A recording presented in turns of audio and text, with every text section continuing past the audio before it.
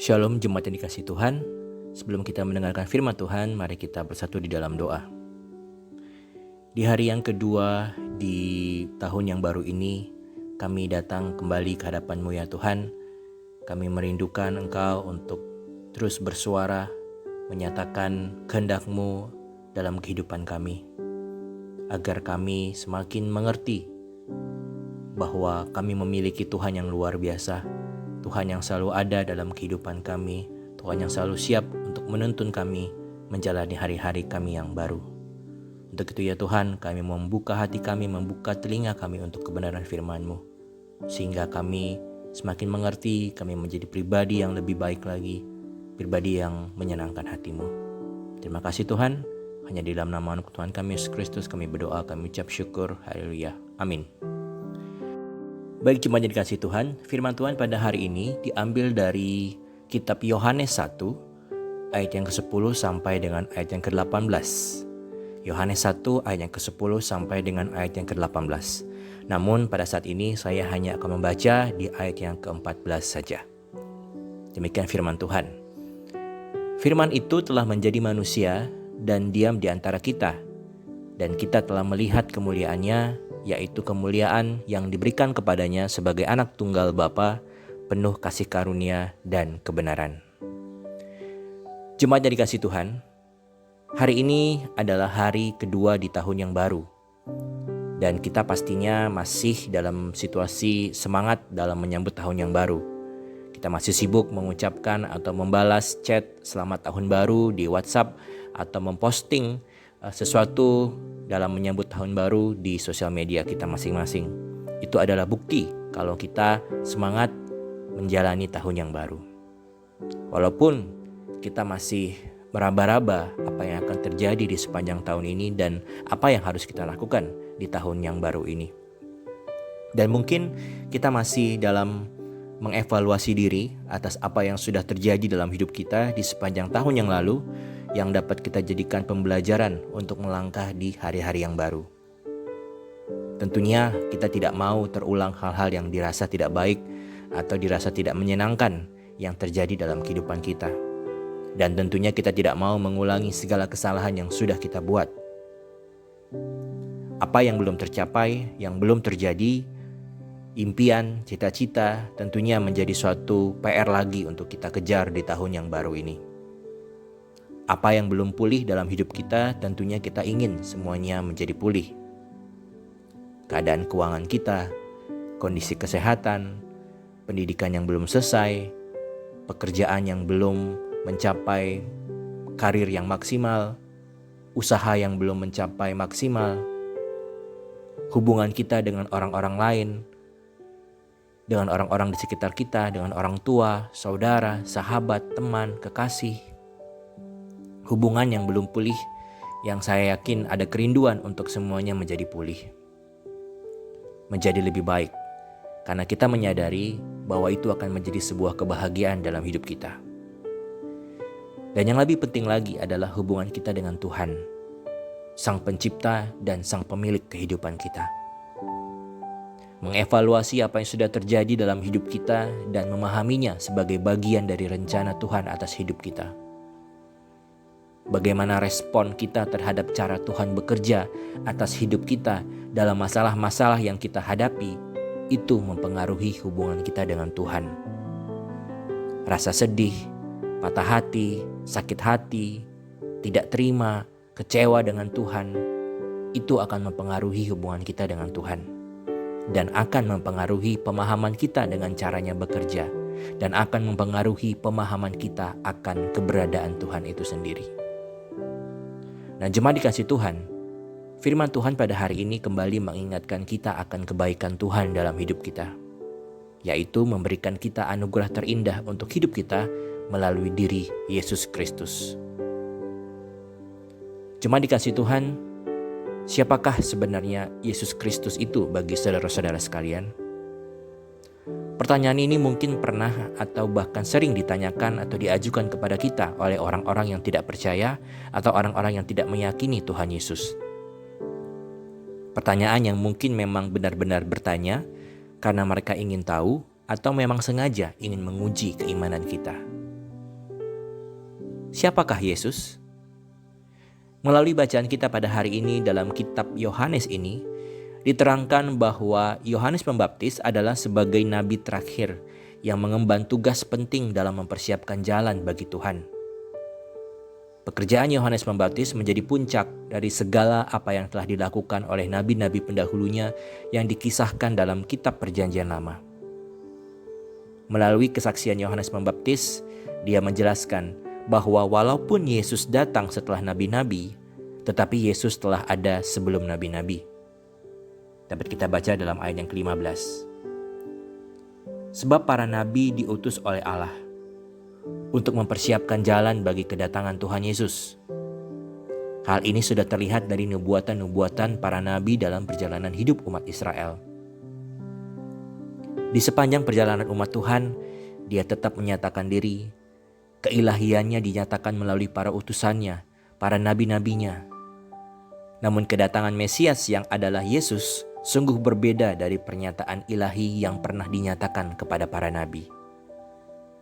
Melalui Yesus Kristus, dia menyatakan keilahiannya dengan menjadi seorang manusia. Tuhan yang menyatakan diri dalam diri manusia. Dia Allah yang menyatakan diri dengan turut ambil bagian di keadaan yang dialami oleh manusia. Dia juga adalah Allah yang mau tinggal di antara manusia, yang walaupun manusia itu hidup dalam dosa, tetapi dia mau datang untuk melawat umatnya yang berdosa. Disinilah keistimewaan Yesus. Bukan hanya karena dia adalah Allah yang menjadi manusia, tetapi kebenaran yang dibawanya, bahwa dia adalah benar-benar Tuhan semesta alam. Kedatangannya membawa pemberian yang paling berharga yang tidak akan bisa didapat selain dari Yesus. Dia datang membawa kasih karunia, kasih yang tidak berkesudahan, kasih tanpa syarat. Kasih karunia hanya dapat diberi oleh Allah yang benar. Disinilah kemuliaan Allah Tuhan kita Yesus Kristus yang tidak mungkin diberikan oleh manusia maupun oleh Allah yang lain. Kasih karunia adalah penggenapan firman-Nya. Melalui Tuhan kita Yesus Kristus, firman itu telah menjadi firman yang hidup. Dan kasih karunia Tuhan telah menghidupkan firman-Nya dalam diri setiap orang yang percaya kepada Yesus. Firman yang bekerja dan yang dituliskan dalam hati setiap orang yang percaya. Dalam ayat yang ke-11 di sana dikatakan, ia datang kepada milik kepunyaannya, tetapi orang-orang kepunyaannya itu tidak menerimanya. Artinya ia datang ke negerinya sendiri, tetapi bangsanya tidak menerima dia. Ia datang ke dunia ini, tetapi dunia tidak menerimanya. Dunia menolaknya, dunia menyiksanya dan menyerahkannya menderita di atas kayu salib. Tetapi di ayat yang ke-12 di sana dikatakan, tetapi semua orang yang menerimanya diberinya kuasa supaya menjadi anak-anak Allah. Diberikan kuasa bagi kita yang menerimanya. Bagi kita yang percaya kepadanya. Inilah kasih karunia-Nya kepada kita. Jemaat yang dikasihi Tuhan, mengenal Yesus dengan benar dan sungguh-sungguh adalah menjadi suatu pengantar, menjadi suatu awal bagi kita dalam menanti janjinya, yaitu tentang kedatangannya kembali. Siapa orang yang sedang kita sambut akan terlihat dari cara kita menyambutnya. Kalau kita menyambut seseorang dengan persiapan-persiapan yang luar biasa, pasti orang tersebut adalah orang yang istimewa dan luar biasa. Demikian halnya penantian kita kepada Tuhan Yesus. Siapa Yesus dalam hidup kita akan terlihat juga dari cara dan sikap kita menantinya. Dan dari cara kita inilah orang juga bisa tahu siapa Yesus itu. Artinya siapa Yesus tergantung bagaimana sikap dan cara kita. Jemaat yang dikasihi Tuhan, sukacita yang kita rasakan dalam kelahiran Yesus dalam setiap momen Natal yang kita rayakan, dan juga penantian kita akan kedatangan Yesus kembali ke dunia ini memiliki dasar yang kuat, bahwa yang kita imani adalah Tuhan yang benar. Yang kita lakukan adalah firman yang benar dan firman yang hidup. Yang kita harapkan adalah janji Tuhan yang benar dan janji Tuhan yang pasti. Inilah dasar sukacita kita dalam menjalani kehidupan kita di tahun yang baru. Kita hidup dalam kasih karunia dan kebenaran dari Tuhan Yesus. Kita bukanlah umat yang harus bersungut-sungut, harus mengeluh, harus cengeng, gampang galau di tengah-tengah penderitaan dan kesulitan hidup. Kita bukanlah orang yang mudah diombang-ambingkan oleh nafsu dunia yang ada di sekeliling kita. Tetapi kita adalah anak-anak Tuhan yang selalu percaya akan kasih dan kebenaran Tuhan. Jika saat ini kita menderita, merasa dalam kesulitan-kesulitan hidup, bukan artinya Tuhan tidak mengasihi kita. Sebab kita percaya pada janji Tuhan. Jika saat ini kita sedang bahagia, kita percaya ini bukan karena kekuatan kita, tetapi itu adalah kasih Tuhan. Sebab kasih, firman dan janji Tuhan akan selalu bekerja dalam perjalanan kehidupan kita. Itulah Tuhan Yesus, Allah yang kita imani dan kita percayai, Allah yang selalu beserta kita. Jemaat yang dikasihi Tuhan, itu saja yang bisa saya sampaikan pada hari ini. Kiranya firman Tuhan yang terus menguatkan kita untuk terus melangkah di hari-hari yang baru. Tuhan Yesus memberkati. Kita berdoa. Tuhan kami yang baik, Tuhan kami Yesus Kristus, terima kasih untuk firman-Mu pada hari ini. Kami semakin mengerti bahwa hidup kami tidak pernah lepas dari genggaman tangan-Mu.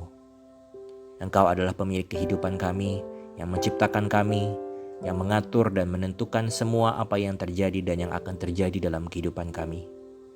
Engkau yang berkuasa atas hidup kami.